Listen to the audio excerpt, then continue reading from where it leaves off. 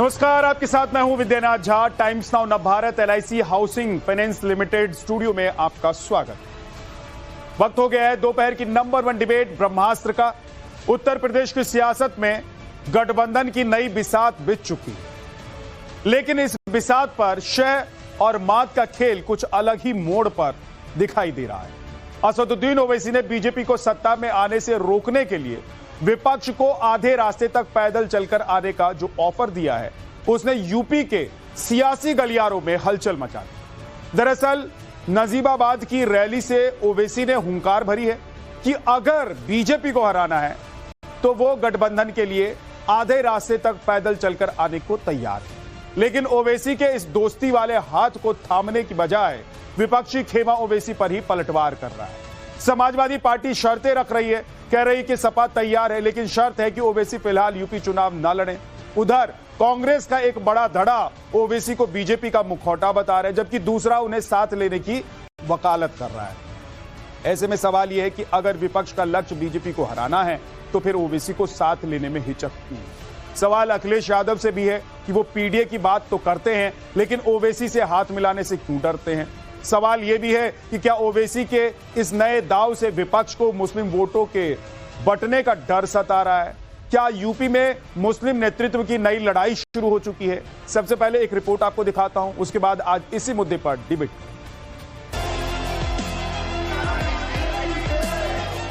कोई हमसे गठबंधन करने तैयार है बीजेपी को रोकने के लिए, असदुद्दीन ओवैसी आधे रास्ते तक पैदल चलकर आने तैयार है।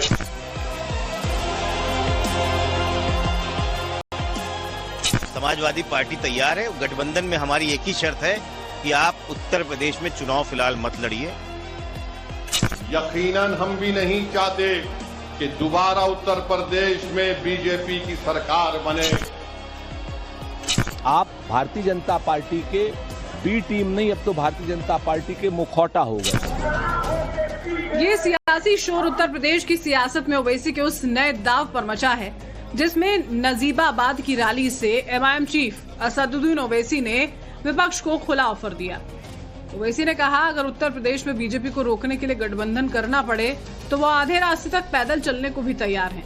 लेकिन इसी के साथ उन्होंने हिस्सेदारी की शर्त भी रख दी कि अगर कोई हमसे गठबंधन करने तैयार है बीजेपी को रोकने के लिए, तो असदुद्दीन ओवैसी आधे रास्ते तक पैदल चलकर आने तैयार है। हम भी नहीं चाहते कि दोबारा बीजेपी की सरकार यहां पर बने। अगर गठबंधन होगा, अलायंस होगा, इज्जत और मान सम्मान के साथ होगा। मगर अगर आप ये समझते हैं कि हमारा काम सिर्फ दरी बिछाना है, तो याद रखो अब कोई दरी नहीं बिछाएगा। अब दरी बिछाने के दिन खत्म हो चुके हैं। अब हक की और मान सम्मान की लड़ाई होगी। अब नेता बनाया जाएगा। बीजेपी को रोकने के नाम पर ओवैसी ने इंडिया गठबंधन की ओर गठबंधन का हाथ बढ़ाया है, लेकिन इस ऑफर के पीछे का सच क्या है? क्या इस सच में बीजेपी के खिलाफ एक कोशिश है या फिर वोटों के ध्रुवीकरण का कोई और खेल? क्योंकि एक तरफ ओवैसी कांग्रेस और समाजवादी पार्टी को गठबंधन का ऑफर दे रहे हैं, तो दूसरी ओर अखिलेश यादव पर हमलावर भी हैं, पीडीए पर सवाल उठा रहे हैं। इसके पीछे का सच और मकसद चाहे जो भी हो, यूपी में ओवैसी गठबंधन का जो चारा फेंक रहे हैं उस पर विपक्ष के भीतर ही दो फाड़ हैं। एक तरफ समाजवादी पार्टी उन्हें चुनाव न लड़ने की शर्त थमा रही है, तो दूसरी तरफ कांग्रेस उन्हें बीजेपी का मुखौटा बता रही है। हालांकि कांग्रेस के ही नेता हुसैन दलवाई एक तरह से ओवैसी की हिमायत करते दिख रहे हैं। इन बयानों से साफ है कि विपक्ष के भीतर ही ओवैसी को लेकर दो राय है। कांग्रेस के भीतर भी ओवैसी को लेकर तस्वीर एक जैसी नहीं है। दूसरी ओर बीजेपी और जेडीयू ओवैसी पर तंज कस रहे हैं, याद दिला रहे हैं कि बिहार में भी कोशिश हुई, बंगाल में भी प्रयोग हुआ, लेकिन जनता ने कबूल नहीं किया। ऐसी सवाल यही है कि क्या ओवैसी सचमुच बीजेपी को हराने का फॉर्मूला दे रहे हैं या फिर विपक्ष की वोट बैंक की राजनीति में अपनी हिस्सेदारी बढ़ाने की कोशिश कर रहे हैं? क्योंकि अतीत में बिहार में गठबंधन का दरवाजा उनके लिए नहीं खुला, बंगाल में कोई चुनावी असर नहीं दिखा और अब उत्तर प्रदेश में ओवैसी ने नया सियासी दांव चल दिया है। ऐसे में बड़ा सवाल ये कि क्या अखिलेश यादव, राहुल गांधी और इंडिया गठबंधन ओवैसी को साथ लेकर चलेंगे या फिर बीजेपी को हराने का नारा ओवैसी को दूर रखने की रणनीति में ही उलझा रहेगा? क्योंकि फिलहाल ओवैसी की ऑफर से ज्यादा विपक्ष की असहमति सुर्खियां बटोर रही है। Bureau report, times now Navbharat. अब बात बिल्कुल क्लियर है कि बीजेपी को जीतने के लिए ओवैसी का साथ चाहिए नहीं। ओवैसी को भी पता है कि बीजेपी के पास जाकर कोई फायदा होने वाला नहीं है, क्योंकि जो वोट बैंक लेकर असदुद्दीन ओवैसी चलते हैं वो वोट बैंक बीजेपी के काम का है नहीं, और ना बीजेपी उस वोट बैंक को लेकर राजनीति कर रही है। ओवैसी कह रहे हैं कि भाई आपका भी लक्ष्य है कि बीजेपी को रोकना है, हराना है, मेरा भी वही लक्ष्य है कि बीजेपी को हराना है और रोकना है। तो दोनों मिलकर आधा आधा रास्ता तय करते हैं। आधा रास्ता आप आइए, आधे रास्ते पर हम आएंगे और दोनों मिलकर बीजेपी को हराएंगे। लेकिन एक तरफ इंडी गठबंधन की तरफ से कहा जा रहा है कि हम इस पर विचार करेंगे। विचार किया जा सकता है, विचार करने योग्य बात है, ऑफर उनका अच्छा है। दूसरी तरफ उसी इंडी गठबंधन की तरफ से यह भी कहा जा रहा है, उसी पार्टी की तरफ से, कि भाई ये सपोर्ट तो करते हैं बीजेपी को, बीजेपी के मुखौटे हैं तो उसी के पास जाएं, उसी से अपना हक मांगे। अब बात यह भी है कि अखिलेश यादव पीडीए की बात करते हैं, तो फिर असदुद्दीन ओवैसी से क्यों डरते हैं? उनके पीडीए में तो मुस्लिम भी हैं, तो फिर असदुद्दीन ओवैसी से क्यों डरते हैं? क्या अखिलेश यादव को यह डर सता रहा है कि अगर असदुद्दीन ओवैसी के साथ उन्होंने हाथ मिला लिया तो उनका अपना वोट बैंक और उनकी अपनी जमीन भी खिसक जाएगी और वो फिर कभी हाथ नहीं आएगी? आज इसी पर बात करेंगे। अनिला सिंह बीजेपी की प्रवक्ता हमारे साथ हैं, रोहित सिंह संयोजक युवा चेतना से हमारे साथ हैं, शादाब शम्स अध्यक्ष उत्तराखंड वक्फ बोर्ड से, जगदीश शर्मा कांग्रेस के नेता हमारे साथ हैं, अखिलेश कटियार प्रवक्ता समाजवादी पार्टी से, आदिल हसन प्रवक्ता AIMIM से हैं। आप सभी का बहुत बहुत स्वागत है। अखिलेश कटियार जी, ये तो बढ़िया ऑफर है, खुला ऑफर है, आपका भी वही लक्ष्य है, असदुद्दीन ओवैसी जी का भी वही लक्ष्य है, आप लोग आधा आधा चलेंगे तो मंजिल मिल जाएगी।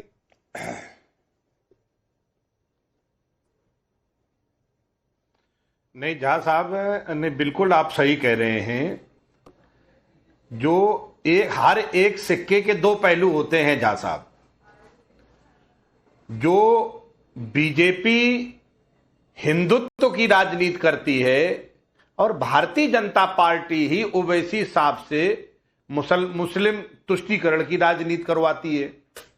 इस्लाम खतरे में है, इससे भाजपा को फायदा होता है, और हिंदू खतरे में है ये बोलते हैं इससे भाजपा को लाभ होता है, उधर इस्लाम खतरे में है तो ओवैसी साहब को लाभ होता है, और एक दूसरे के लिए दोनों लोग जमीन तैयार करते हैं।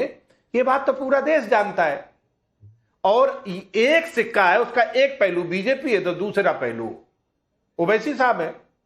तो ये बात, हम धार्मिक राजनीति के खिलाफ हैं, हम असंवैधानिक राजनीति के खिलाफ हैं। संविधान भारत का धर्मनिरपेक्ष है। आप मुद्दों की बात करें और धार्मिक तुष्टीकरण किसी भी लोकतंत्र में उसे जायज नहीं ठहराया जा सकता है, उसे संवैधानिक नहीं माना जा सकता। अखिलेश जी, आपने कहा समाजवादी पार्टी नीतियों की राजनीति करती है।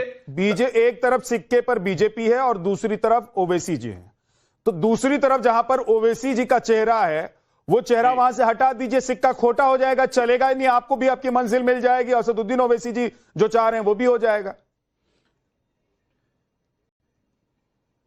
नहीं, भारतीय जनता पार्टी की जो कृपा है पूरे देश में प्रासंगिक राजनीति में बना के रखना, राजनीतिक तौर पे फलवाना फुलवाना, मीडिया में जाके बिठाना, इस्लाम की राजनीति करा के हिंदुत्व की राजनीति के पैर खड़े करवाना, ये भारतीय जनता पार्टी ही करती है, क्योंकि उन्हीं से ऊर्जा उन्हें हिंदुत्व की राजनीति की मिलती है। आप नहीं चाहते हैं कि जो ट्रैप बीजेपी ने बिछाया हुआ है, जो ट्रैप बीजेपी का है ओवैसी के लिए, उस ट्रैप से असदुद्दीन ओवैसी बाहर आ जाएंगे। जैसे उससे बाहर आएंगे, आप लोग तो कह रहे हैं कि समाजवादी है ना आप लोग, तो समाजवादी में तो सर्व समाज के लिए जगह है। एक बड़ा नेता आप लोगों को मुस्लिम समुदाय से मिलेगा जो आपके साथ गठबंधन करके कंधे से कंधा और कदम से कदम मिलाकर चलेगा। भारतीय जनता पार्टी को, झा साहब, भारतीय जनता पार्टी को जो ऊर्जा मिलती है वो जब इस्लामिक ब्याह पे और जो उस तरीके की तकरीर करवाते हैं ओवैसी जी से कह के, जिसके आधार पे भाजपा के नेताओं को उस पे बोलने के लिए जो पिच मिलती है, वो तो इनकी मिलीजुली फाइट है। अब वो बुलवा रहे हैं, ये बोल रहे हैं, उनकी भी अपनी मजबूरी है। ठीक, हैदराबाद में, तेलंगाना में बड़े कारोबार हैं उनके, बहुत बड़े व्यापार हैं, और भारतीय जनता पार्टी के सहयोग से फलना फूलना है। सर तो विपक्ष उन में सब बहुत चीजों सारे पे नेता हैं जिनके बहुत कैसे सारे होगा? वो कारोबार हैं। बीजेपी का सबसे मामला है बीजेपी थोड़ी और ना बुलवा बीजेपी के लेती है। साथ मिलके सेटल करते अब विपक्ष में जो नेता है जिनके कारोबार हैं वो बीजेपी के कहने पर चलते हैं। क्या ये इस डर से मरे जा रहे हैं कि भाई बीजेपी की सरकार है तो हमारा कारोबार बंद हो? सब कारोबार कर रहे हैं, सबका काम चल रहा है, काम अलग चल रहा है, राजनीति अलग चल रही है। जी आदिल जी, आप उंगली उठाकर बैठ गए हैं मेरे सवाल से पहले आप जवाब दे दीजिए। मुझे लगता है अखिलेश जी को आप जवाब देना चाहते हैं। उनको लाके आखिर बात सुनिए, अखिलेश जी जो है, अखिलेश जी मारने का काम बीजेपी कर रही है। सुन लीजिए। अच्छे सुन लीजिए। अब अखिलेश जी जज्बाती मत होइए। मेंटली जो दिवालियापन है ना, वो समाजवादी पार्टी हो गई है। 2017 हारी, 19 हारी, 22 हारी, तो थोड़ा होता है बेचैनी। कोई कारोबार नहीं है, प्योर पॉलिटिकल हम लोग ऑर्गेनाइजेशन चलाते हैं। दारुसलाम मेरा हेडक्वार्टर है, उसके माथे पे टीका हो, टोपी हो, गले में क्रॉस हो या पगड़ी हो, सबका इस्तेमाल है।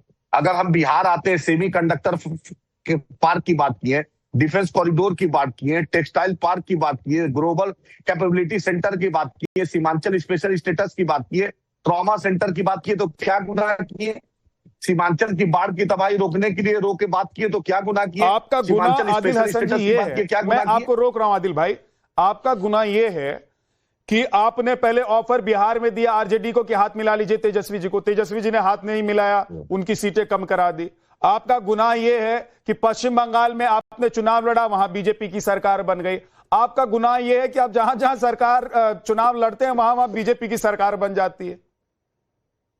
विद्यानाथ भाई, दिल्ली में 2014, 15, 19, 20, 24 में कांग्रेस जीरो है, आंध्र प्रदेश में कांग्रेस जीरो है, उड़ीसा में हम चुनाव नहीं लड़े, उत्तराखंड में हम चुनाव नहीं लड़े, राजस्थान में हम चुनाव नहीं लड़े, तो कैसे बीजेपी वहां आ गई?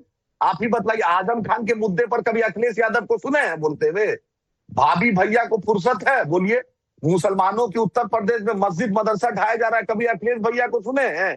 अखिलेश भैया आसाम में चुनाव लड़े थे, अखिलेश भैया झारखंड में चुनाव लड़े थे, मध्य प्रदेश में कमलनाथ जी ने क्या कहा था, अखिलेश भैया लड़े थे, गुजरात में लड़े थे, आसाम में लड़े थे, तब लड़ सकते हैं। अखिलेश भैया को इजाजत है महाराष्ट्र में चुनाव लड़ने का, और एमआईएम चुनाव लड़े तो अखिलेश भैया को पेट में लूज मोशन हो जाता है अखिलेश भैया को। हाँ, आप ही बताइए। एक मुसलमान मुद्दे पर अखिलेश यादव बोलते हैं, आप दिखा दीजिए पिछले 10 साल का रिकॉर्ड। एक माइनॉरिटी इशू, मुजफ्फरनगर सबसे बड़ा आजादी के बाद दंगा हुआ, सबसे ज्यादा लोग कैंप में रहे, अखिलेश भैया सैफई में नाच करा रहे थे। आपको पता ही तो, आपके सामने ऑन रिकॉर्ड है।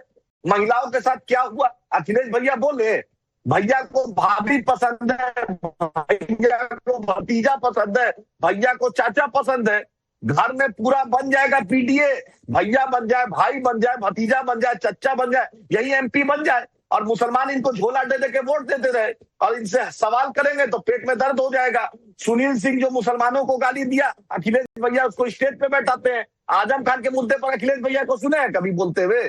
एक माइनॉरिटी इशू पे बतला दीजिए अखिलेश भैया बोले, लेकिन जवानी कुर्बान भैया के नाम पर।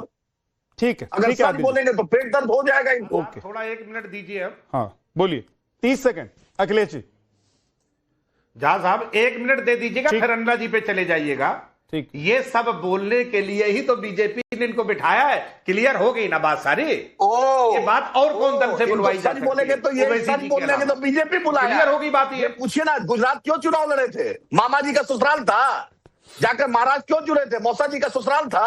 आसाम क्यों लड़े थे? झारखंड क्यों लड़े थे? बिहार क्यों लड़े थे? उपा का ससुराल भाजपा के चुनाव लड़े थे, तो भाजपा को चुनाव बुलवाने के लिए अखिलेश जी चुनाव लड़े थे। भाजपा ने तो बोलने के लिए अनिला सिंह जी को भेजा हुआ है। डिंपल भाभी का और जबरदस्ती आप कहेंगे कि आदिल हसन भी भाजपा की तरफ से बोल रहे हैं। वो अपने विद्यानाथ भाई, वो अपनी बात रख रहे हैं। का घर महाराष्ट्र है। वो कह रहे हैं कि मुसलमानों का स्वाभिमान नहीं है क्या? असदुद्दीन ओवैसी कह रहे मुसलमानों का स्वाभिमान नहीं है क्या, कि मुसलमानों का वोट लेंगे नहीं मांगेगा, और मुसलमान से सिर्फ कहेंगे कि चलो सभाओं में दरी बिछाओ। असदुद्दीन कह रहे नहीं, स्वाभिमान है हमारा। इनके दादाजी का गुलाम है। बोलिए आप ही जल्दी से। अब मुझे आदिल भाई रुक जाइए, 1 सेकंड रुकिए। सब जनता देख रही, जनता समझ रही है। और उत्तर प्रदेश में याद रखिए, 0 पे रहोगे, 0 पर। अभी विपक्ष में अभी बचे, उसमें उड़ जाएगा मामला। ठीक, जितना अहंकार, हम तो मानते हैं ना कि 24 भी आप मानते हो कि सपा हार गई है। सब आप सारा गिनाए 24 भी गिना देते। समझे, सब अभी अहंकार तोड़ेगी, गलत फहमी मत पालिए। वो तो कांग्रेस भाजपा से जो आपने ठेका लिया है, मैं उम्मीद करता हूं कि उसे अच्छे से निभाएंगे आप। भाजपा से ठेका अगर उन्होंने लिया है तो एक बात बताइए, एक सेकंड मैं आ रहा हूं, अब आ रहा हूं, आदिल जी रुक जाइएगा, आ रहा हूं। शादाब शमसी, मैं कह रहा हूं कि अगर भाजपा से ठेका AIMIM ने ले लिया, असदुद्दीन ओवैसी ने ले लिया है, तो भाई उस ठेके को तोड़ दीजिए, उस कॉन्ट्रैक्ट को तोड़ दीजिए। उस कॉन्ट्रैक्ट को तोड़ने के लिए खुला ऑफर है कि आधा रास्ता आप चलिए, आधा रास्ता हम चले, इससे खुला ऑफर तो कुछ नहीं हो सकता है।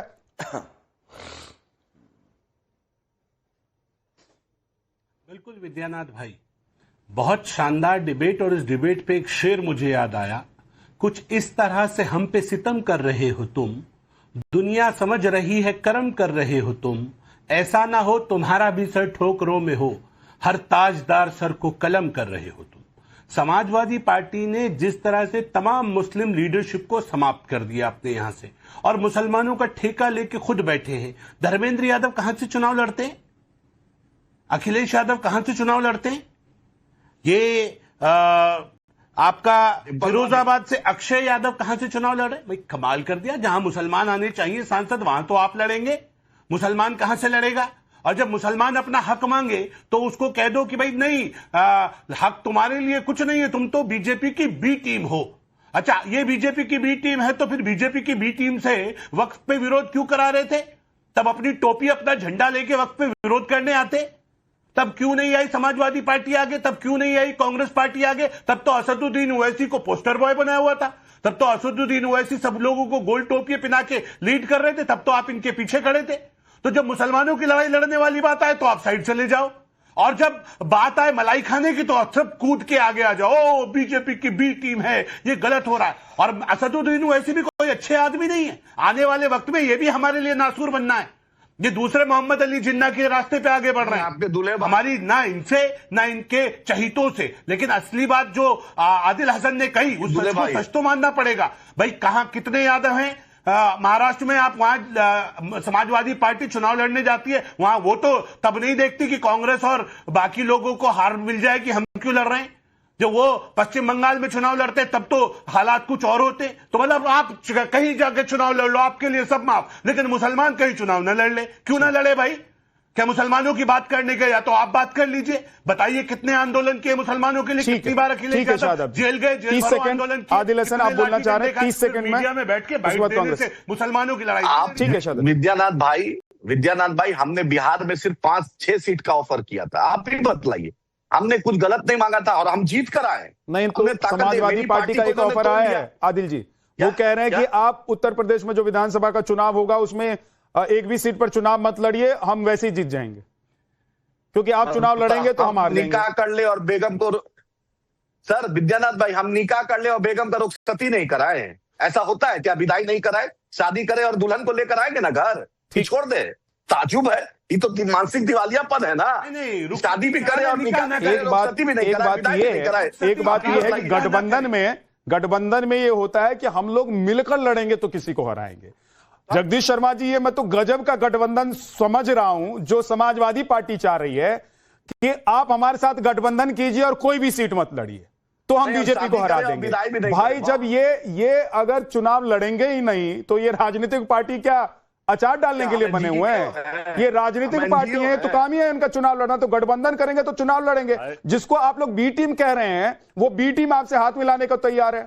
अब आप लोगों को डर लग रहा है या आप लोगों को लग रहा है कि नहीं हमारे बराबर में आकर इसको कैसे खड़ा कर देंगे, ये तो हमेशा पीछे रहा है और इसको पीछे की जगह देंगे, पीछे वाली सीट ही मिलेगी, बालकनी वाली सीट में हम ही बैठेंगे।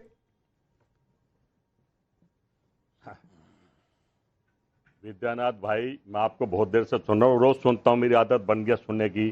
चुनाव का तो कोई मतलब नहीं है, ये लड़ ले चाहे वो लड़ ले, चाहे मिलकर लड़ ले, हारना तो हम सबको ही है। ये तो आज ही बता रहा हूँ, रिजल्ट से पहले अनिला बहन खुश हो रही है। इन्होंने तो जब 1.25 करोड़ वोट काट ही दिए, यादव और मुसलमान हटाए दिए उत्तर प्रदेश से, कौन जीतेगा? सब फिक्स है। ये तो हम और आप रोज जीत बहस करते हैं, लोगों को मूर्ख बनाते हैं, पर लोग मूर्ख नहीं है, समझ रहे हैं। अच्छा तो ये बताइए, राहुल गांधी जो रोज बयान देते हैं, राहुल गांधी जो जाते हैं यहाँ वहां लोगों से मिलते हैं, वो भी मूर्ख बनाते हैं क्या? हमें हार नहीं है। जब उनको पता ही है कि हारना है तो टाइम वेस्ट क्यों कर रहे हैं? भाई अपना जाए कहीं विदेश में घूमे फिरे। राहुल गांधी तो यहाँ जाते, राहुल गांधी जहां भी जाते हैं कहते हैं वोट चोरी हो रही है, कोई जीत नहीं सकता है। और बताओ वही हो रहा है, बिहार ले लो, बंगाल ले लो, महाराष्ट्र ले लो, मध्य प्रदेश ले लो, कहीं ले लो, ओवैसी जीतना ही नहीं को है। असदुद्दीन ओवैसी अगर आप लोगों के साथ लड़ेंगे को समझ में आएगा ये तो लीजिए जगदीश जी, अगर असदुद्दीन ओवैसी का ऑफर आप लोग एक्सेप्ट करेंगे तो क्या हो जाएगा? तो भी लड़ ले, असदुद्दीन ओवैसी का ऑफर एक्सेप्ट करेंगे तो क्या हो जाएगा? भाई लड़ ले तो भी हारेंगे भाई, साथ लड़ेंगे तो भी हारेंगे, नहीं लड़ेंगे तो भी हारेंगे। तो मतलब इतनी हारी हुई पार्टी है आप लोग। जब तक वोट चोरी उतरेगी, जब तक बैलेट पेपर से चुनाव नहीं होगा। आप लोग इतने हारे हुए गठबंधन हारी हुई पार्टी है कि कोई भी आपके साथ लड़ ले आप लोग हारेंगे। हम जनता के दिलों पर हैं भाई। अरे भाई सिस्टम से कौन जी? अरे जनता के दिलों पर तो है, जनता के अंगूठे पर भी आई है, इनको किसी की नहीं चाहिए, जनता की उंगली पर भी आई है ना, वो दिल में रखती है जनता आपको, चोरी कर रहे हैं, और जब वोट डालने जाती है तो उंगली कहीं और चला देती है, और जीतेंगे भी वही, और जीतेंगे भी वही। अच्छा मुद्दे पर रहिए, ये बताइए कि ओवैसी जी का ऑफर आप लोगों को एक्सेप्ट है? आप और समाजवादी पार्टी जब गठबंधन करते हैं तो आप लोग अपना सीट का बंटवारा कर लेते हैं, और असदुद्दीन ओवैसी कह रहे हैं कि हमको भी दे दीजिए थोड़ा सीट, हम भी आपके साथ गठबंधन करना चाहते हैं। तो आप कह रहे हैं कि नहीं नहीं, उनको हम सीट देकर क्या करेंगे, मुफ्त में आके लड़ लो, यहां पर गठबंधन करो और एक भी सीट मत लो। बीजेपी के खिलाफ सारी दुनिया भी खड़ी हो जाए, कोई जीतने वाला नहीं है। अब आप लोगों का तो वही हाल हो गया ना कि आप लोगों के घर में रोटी बने तो भी बीजेपी की वजह से, रोटी नहीं बने तो भी बीजेपी की वजह से, बिहार से पहले बीजेपी से ही शुरू होकर बीजेपी पर ही आप लोग खत्म हो जाते हैं। अरे तो भाई भाई आप लोगों का अस्तित्व बचा है कि नहीं बचा है? अरे भाई जब देश की भ्रष्टाचारी पार्टी बीजेपी है, देश की दुश्मन बीजेपी है, भ्रष्टाचार के नाम पर बीजेपी की सरकार क्यों नहीं जा रही है? भ्रष्टाचार के नाम पर आपकी जो सरकार 14 में गई और धीरे धीरे देश से अलग अलग राज्यों से गई, आज तक लौट कर नहीं आई है। आप चोरी करके दे रहे हैं सपा को, चोरी करके वोट जीत रहे हो। जनता की वोट की सरकार नहीं है। अनिला सिंह जी जवाब दीजिए। पहली बात तो ये, मेरा नेता राहुल गांधी, पहली बात तो ये समझा रहा कि असदुद्दीन ओवैसी अगर क्या लड़ेंगे, गठबंधन करना चाहते हैं, अगर गठबंधन के साथ विपक्ष के साथ चुनाव लड़ेंगे तो विपक्ष को क्या इस बात का डर है कि भाई ये बराबर में आके खड़ा हो जाएगा, या हमारे पास जो वोट बैंक अभी जो बचा हुआ है मुस्लिम समुदाय का, मुस्लिम वोट बैंक जो है वो भी लेकर चले जाएंगे, तो फिर अपने पास ठन गोपाल बचेगा? या आप लोगों का दबाव है कि भैया बयान देते रहो, हाथ मत मिलाना कभी? मेरी सभी को राम राम। और अभी मैं सब जितने भी वक्ता बैठे हुए हैं मैं उनकी बात सुन रही थी, और जो ओवैसी साहब का ही डायलॉग है वो मुझे याद आ रहा था, सुल्ताना घिर गई गुंडों से, ऐसे कुछ वो बोलते हैं, अपने आप के लिए बोलते हैं। तो जिस प्रकार से उनकी पार्टी को उनको घेरा जा रहा है, समाजवादी पार्टी, कांग्रेस और भी जो ऐसे राजनीतिक दल हैं जो समझते हैं कि अगर किसी का अधिकार है मुस्लिम वोट्स पे, वो उनका अधिकार है, उन लोगों ने घेर रखा है ओवैसी साहब को। देखिए समाजवादी पार्टी की चिंता उत्तर प्रदेश में ओवैसी साहब को लेके बहुत जेन्युइन है। अगर आप 2017 में देखेंगे तो 0.2% इनका वोट परसेंटेज था, और 2022 में वो 0.5 हो गया। तो इनकी चिंता जो है बहुत वाजिब है। जो लोग अभी मैं सुन रही थी, जो हमारे शादाब साहब हैं, वो ये कह रहे थे इन लोगों ने किया क्या मुसलमानों के लिए। नहीं, देखिए ये जाती है, मैं आपसे बिल्कुल इत्तेफाक नहीं रखती हूँ। किया ना, मुसलमानों के लिए हिंदू कार सेवकों को गोलियों से भून डाला, सरयू नदी को लाल कर डाला।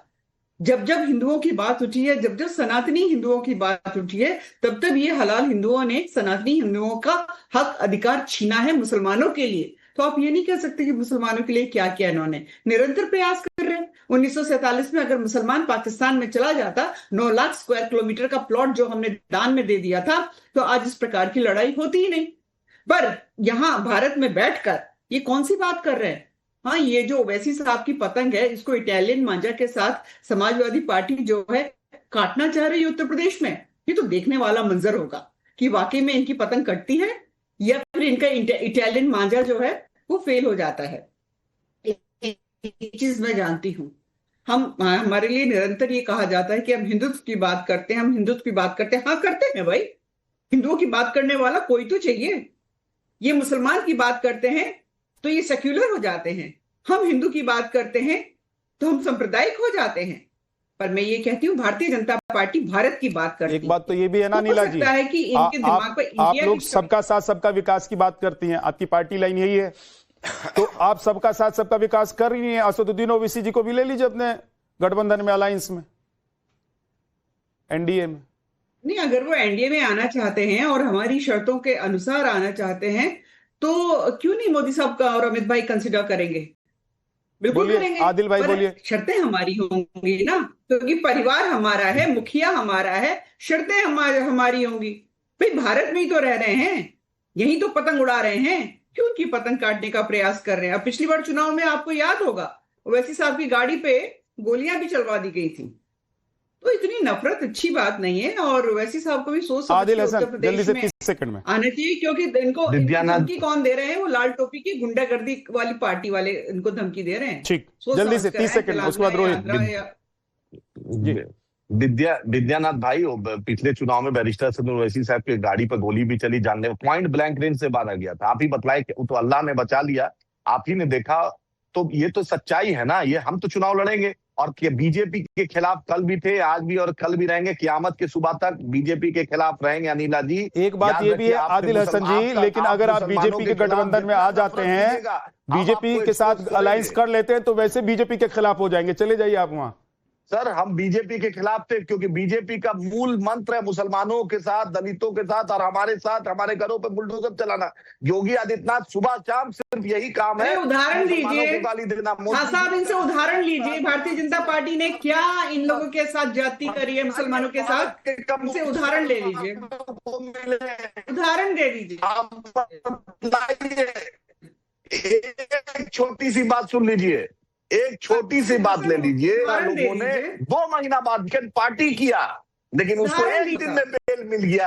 आपने देख लिया, अभी चंदा चोरी हो रहा है। अगर कोई मुसलमान रहता तो उसके घर पे बुलडोजर हो जाता। राम मंदिर का चंदा चोरी कर, अब बताइए, जो आस्था का सबसे बड़ा केंद्र है उसका भी चंदा चोरी कर रहे हैं। बुलडोजर बाबा भारतीय जनता पार्टी राम मोदी जी उस पर बोलेंगे नहीं, चला रही है। मोदी जी उस पर बोलेंगे नहीं, मोदी जी चुप रहेंगे, योगी जी चुप रहेंगे। भारतीय जनता पार्टी की सरकार ने क्या डाइवर्ट मत कीजिए मुद्दे को, डाइवर्ट मत कीजिए। एक से मुद्दे को डाइवर्ट मत कीजिए, मुद्दे को डाइवर्ट मत कीजिए। आज जिस मुद्दे पर है उसी मुद्दे पर बात करेंगे। पूरा दुनिया आदिल जी मुद्दे को डाइवर्ट मत कीजिए। आज आपका ऑफर, आपके बॉस का ऑफर बहुत अच्छा है, वो ऑफर पे बात हो रही है, उसी पर बात करते हैं। ये बहुत अच्छा है, क्योंकि आने वाले दिनों में कम से कम क्या सिनेरियो रहने वाला है पूरे देश का वो समझ में आ जाएगा। आ रहा हूं मैं शादाब जी आपके पास आ रहा हूं, एक बार रोहित जी के पास जा रहा हूं। रोहित जी, असदुद्दीन ओवैसी ने ये तो दिखाया है, इसमें कोई शक नहीं है कि भाई हमसे हाथ नहीं मिलाओगे तो पछताओगे, और बार बार उन्होंने दिखाया है। लेकिन गजब है और दिक्कत है कि ये अब कह रहे हैं कि हाथ मिलाने को हम तैयार हैं, आ जाओ तुम्हारे साथ हाथ मिलाते हैं, गठबंधन करते हैं, कदम से कदम मिलाते हैं। अब इंडी गठबंधन ही या इंडी गठबंधन के जो अलायंस पार्टियां हैं वही तैयार नहीं हो रही हैं। तो ये लोग तो ना असदुद्दीन ओवैसी को इधर रहने देना चाहते ना उधर रहने देना चाहते हैं। ये क्या डर है? देखिए, दिनकर जी ने रश्मि रथी में लिखा है कि पांडवों ने 5 गांव मांगे थे कौरवों से, खास करके दुर्योधन से, और दुर्योधन वह भी दे नहीं सका था। ठीक उसी प्रकार बिहार के विधानसभा चुनाव में असदुद्दीन ओवैसी साहब के राज्य इकाई के सदर ने लालू यादव के राजकुमार 4 सीटेड क्रिमिनल तेजस्वी यादव से 5-6 सीटों की डिमांड सीमांचल क्षेत्र में की थी। तेजस्वी यादव ने रिफ्यूज कर दिया था और उनके राज्य के सदर से मिलने से भी मना कर दिया था। वो गेट से वापस लौटे थे, जबकि राज्य की राजनीति में एक वरिष्ठ विधायक हैं वो, और बड़े साफ छवि के नेता हैं। उनको उनके गेट से बैरंग लौटा दिया गया था। और जब राज्यसभा में राष्ट्रीय जनता दल ने इंडी गठबंधन के उम्मीदवार में उद्योगपति एडी सिंह को उम्मीदवार बनाया, तो ओवैसी साहब के दरवाजे पर चले गए और चरण चुंबन किया, थूक के चाहता तेजस्वी यादव ने, और कहा कि राज्यसभा में समर्थन दीजिए, हम आगे आपके साथ रहेंगे और बिहार विधान परिषद की जो एक सीट आ रही है वो आपकी पार्टी को दे देंगे। अखबारों में, चैनलों में, समाज में इस बात को सार्वजनिक रूप से घोषणा किया गया आरजेडी की लीडरशिप के द्वारा। और जब समय आया, राज्यसभा में वोट तो ले लिया एआईएमआईएम का, विधान परिषद में जब सीट देने की बात आई तो राबड़ी जी के मुंह बोले भाई को वो सीट दे दिया गया एआईएमआईएम को। लालू यादव के 4 seated criminal nepo kid association of Bihar के अध्यक्ष तेजस्वी ने प्रणाम कर लिया। देखिए, ओवैसी साहब भारतीय जनता पार्टी की बी टीम नहीं हो सकते हैं। यह गलत, दुर्भावना युक्त, प्रेजुडिशियल अप्रोच है इंडी लीडरशिप का, जो ये लोग एक प्रोवोकेशन बनाना चाहते हैं जो जनता स्वीकार नहीं करेगी।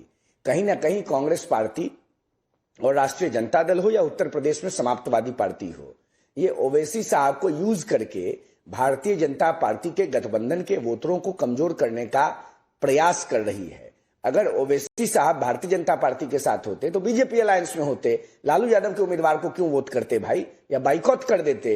ये बुड़बक बनाना बंद करें। और उत्तर प्रदेश में जो समाप्तवादी पार्टी के सदर हैं मौलाना अखिलेशुद्दीन, इनको उत्तर प्रदेश की जनता बुड़बक कौन बना रहा है? समेटने जा रही है। बुड़बक असदुद्दीन ओवैसी बना रहे हैं, जो जहां जाते हैं, जहां चुनाव लड़ते हैं, वहां जाकर दूसरे विपक्षी पार्टियों को नुकसान पहुंचा देते हैं। बुड़बक बीजेपी बना रही है कि ना असदुद्दीन ओवैसी को पास में ला रही है और ना दूर जाने दे रही है। बुड़बक समाजवादी पार्टी बना रही है जो कहती है कि हम गठबंधन करना नहीं चाहते हैं और गठबंधन करेंगे तो आइए बिना सीट के लड़ लीजिए यहाँ चुनाव। बिना सीट के चुनाव कैसे लड़ेंगे वो? झा जी राजनीति में वो मत चलाने के लिए आए हैं। साधु सन्यासी हैं कि मौलवी हैं कि पादरी हैं कि जैन मुनि हैं कि बौद्ध मॉन्क हैं। लोकतंत्र में जो व्यक्ति राजनीति में है, जो जिंदा है, वो चुनाव लड़ता है, हारे या जीते। कैसे ओवैसी चुप हो जाएंगे? समाप्तवादी पार्टी बिल्कुल गलत रास्ते पर है और ओवैसी समाप्तवादी पार्टी और कांग्रेस के साथ हैं। उत्तर प्रदेश की जनता इस बात को समझती है। ठीक, 27 के चुनाव में समाप्तवादी पार्टी को 27 सीटों पर समेट देगी। कौन? ओवैसी की बीजेपी? अखिलेशुद्दीन अगर खुद विधानसभा का चुनाव लड़ेंगे तो यूपी की सर्वसम्मानित जनता हरा 27 सीटों पर बीजेपी समाजवादी पार्टी सिमट जाएगी। बीजेपी की वजह से कि ओवैसी की वजह से?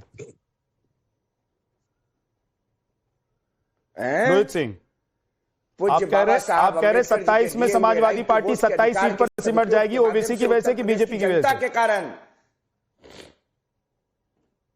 परम पूज्य अंबेडकर जी के दिए हुए संवैधानिक अधिकार, राइट टू वोट, बोलिए अखिलेश जी। जनता सिमटा देगी। जनता अब मौलाना अखिलेशुद्दीन को स्वीकार करने को तैयार नहीं है।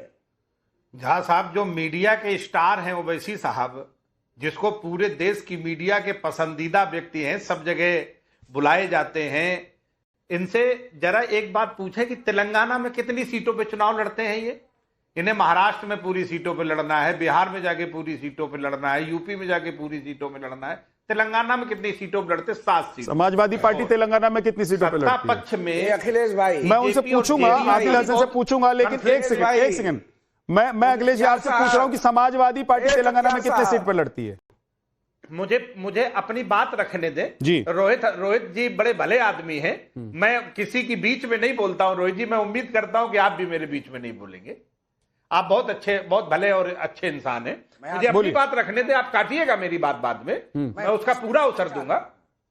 और दूसरी बात, बीजेपी ने जेडीयू की सत्ता छीन ली और जेडीयू के लोग चिल्लाते रहे, मीडिया ने कितना स्पेस दिया।